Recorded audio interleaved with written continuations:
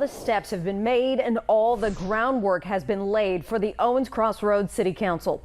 It's now up to them to decide if a facility for troubled girls will stay open or be forced to close their doors for good. WAFF 48's Nick Ballinger was inside today's hearing and has been following the story for months, really, since a riot broke out at the Pathway of Madison County facility last September. Nick, the hearing lasted 4 hours, filled with testimony. Yeah, it was long, Margot. Think of a business license hearing like a trial. There's witnesses, cross-examination, and Pathway's attorneys pleading their case for keeping the door open. Now, those final pleas are now left with the council to review one last time. 5 witnesses spent more than 4 hours giving their testimony surrounding a facility for troubled teen girls in Owens Cross Roads was the final step for months of due process. Pathway is a DHR facility that houses and cares for kids who have had problems in and around the foster care system. Richard White, the program director, says the girls they care for aren't much different than other girls their age. A lot of the differences with the kids that we have currently at Pathway is they don't have their parents and they're not in contact with their siblings.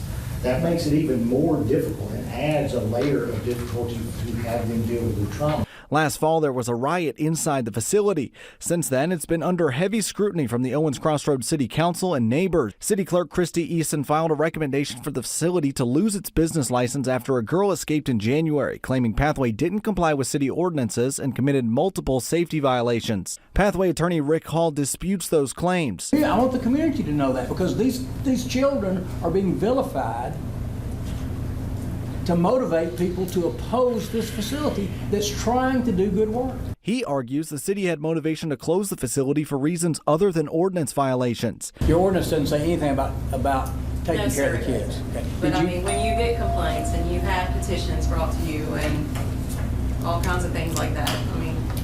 Are you saying you considered petitions from the citizens?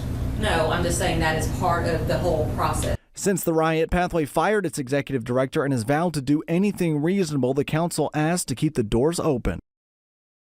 Now, I'm told that final decision must come during a public meeting, but it's still unclear when that public meeting will be. Of course, we will continue to stay on top of this story as it develops. Reporting live in Owens Cross Roads, Nick Ballinger, 48 News, on your side.